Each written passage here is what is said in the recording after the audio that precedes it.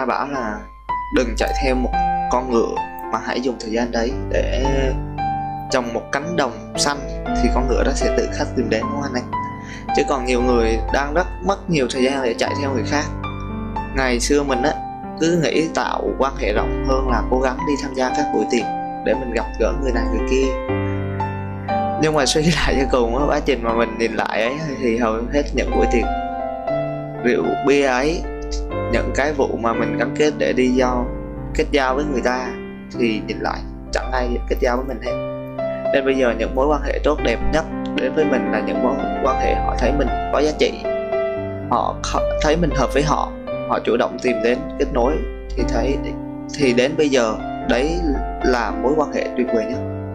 Cho nên là cứ bình thường anh em, không cần đi tìm cái gì hết. Người ta thấy mọi người có giá trị là người ta sẽ tự tìm đến. Ok,